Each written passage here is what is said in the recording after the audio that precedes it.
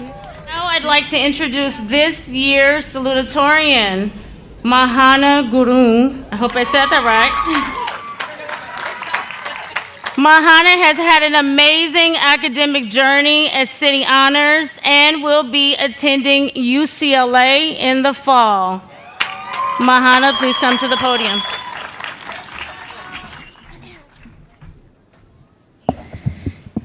Good morning, everyone. Again, my name is MAHANA Gurung, and I am honored to be this year's class salutatorian. Before I begin, I'd like to share my gratitude for all of the people who have made this possible. To our parents and families, thank you for your unwavering support through our ups and downs, and of course, being here with us today to witness our graduation. On behalf of every graduate, we are eternally grateful for your belief in us, even when we struggle to believe in ourselves. To our incredible teachers, thank you for your dedication, early mornings, and late nights. You have inspired us, challenged us, and helped us grow in unimaginable ways. Thank you to our principal, Dr. Raya, and our counselors, Ms. McDaniel, Ms. Benson, Ms. Fletcher, Ms. Williams, and Ms. Summerfield. Your tireless efforts, tough love, and dedication have ensured that not only are we here today, but are prepared to succeed. But most importantly, I want to thank all of you, my classmates.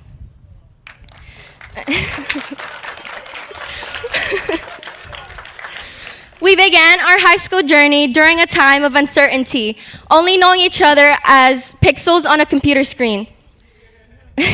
To be honest, I doubted that we'd ever become this close, especially after several awkward silences in breakout rooms. Yet we navigated these challenging 4 years together and grew to become family. We are the definition of commitment, perseverance, and resilience. When I was first tasked with writing this speech, I worried about how I would condense the most memorable 4 years of my life into just a few minutes. But then I realized something important. Today is not just about looking back at how far we've come, but it's about embracing the incredible journeys that lie ahead. As we leave these stadium gates, our lives will change forever, and we'll go off to answer the dreaded question, what do you want to be when you grow up? To those of you who don't know your answer to this question, I want you to know that it is perfectly okay not to have your life completely mapped out yet. Live in the moment of now. Throughout high school, I waited eagerly till summer came. I waited till we could have our senior prom. I waited till we could experience grad night. And finally, I waited till we could just graduate and leave. I think I can speak for everyone when I say that senioritis hit us hard. Instead, I wish that I never took the good and the bad moments for granted, because today is our last day as high school kids. I wish I never missed a day of school and cherished each moment with my friends, although that seemed impossible. And for those leaving home for college, like my best friend, Alexa, I hope that you find a family as loving as the one that you have here.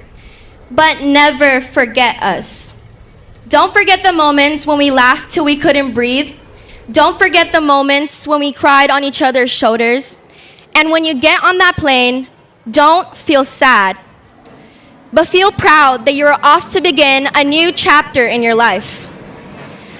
Do you guys remember the letter that we wrote to ourselves in Ms. Bowden's 9th grade English class? If you haven't read it, I highly suggest that you open it when you get home. But when I read mine a few days ago, it felt crazy realizing just how much I've grown since then. Of course, I laughed at how horrible my grammar and my writing was, but I also bawled my eyes out because of how fast time flew. 1 second, I was a 13-year-old who had her eyes set on becoming a doctor. Now I'll be attending UCLA as a pre-law political science major.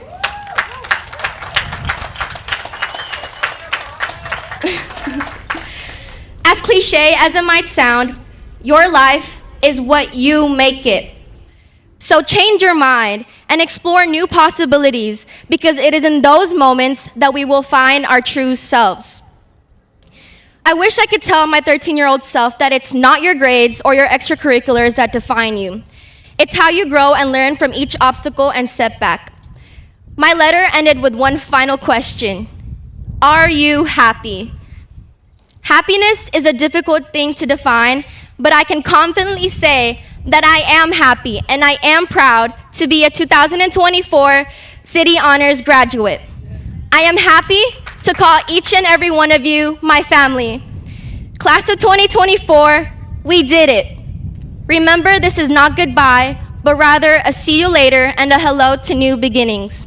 Thank you.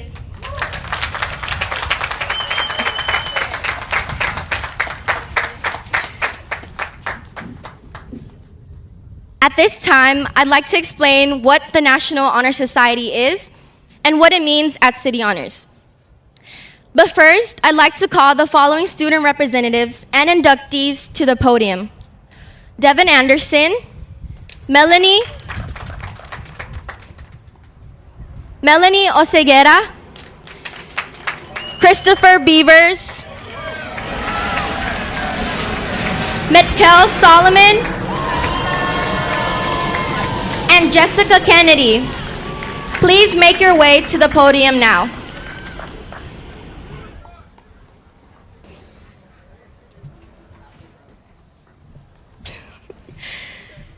The National Honor Society has been a part of City Honors since its humble beginnings in the early 2000s.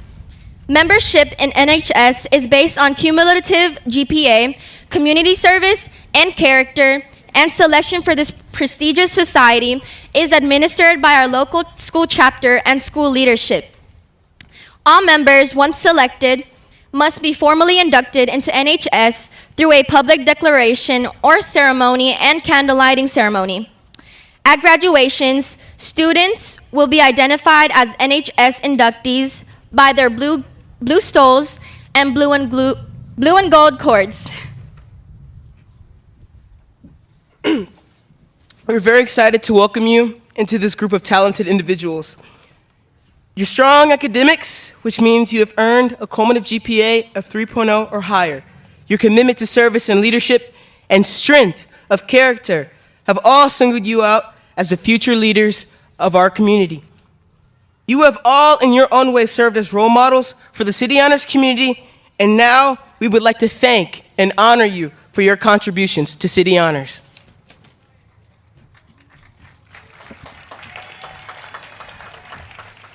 The 4 pillars of the National Honor Society. The 4 pillars are the basis for a meaningful and purpose-driven life. They are the basis to which this organization was founded upon, and the characteristics that each member strives to emulate in their everyday lives, defined by members of City Honors International Preparatory School.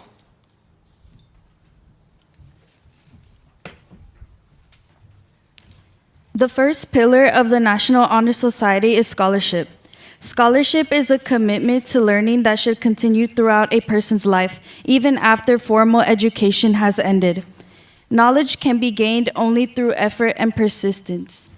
Learning furnishes the lamp by which we read the past, the torch guiding us to understand the present, and the light that illuminates the future. The second pillar of the National Honor Society is service. Each day, opportunities arise to better our school and community. Willingness to work for the benefit of those in need without compensation or recognition is a quality that we all expect our members to uphold as a natural part of their lives. Members must pledge to volunteer their time and talents to create a better tomorrow.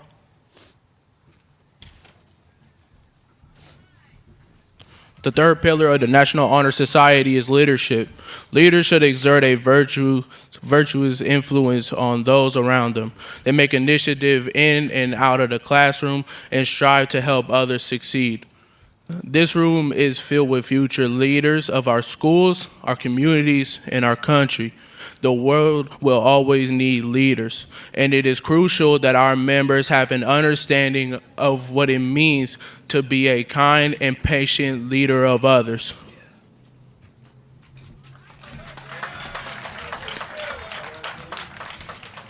The fourth pillar of the National Honor Society is character.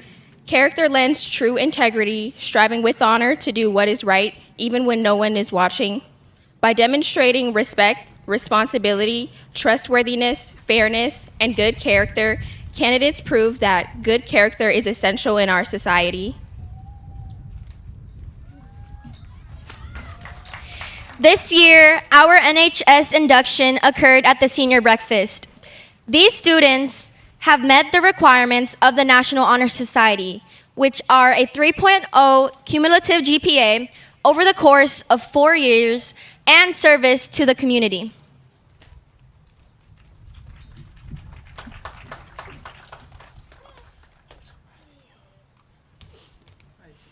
Students, if you have received your blue stole and blue and gold cords, please stand.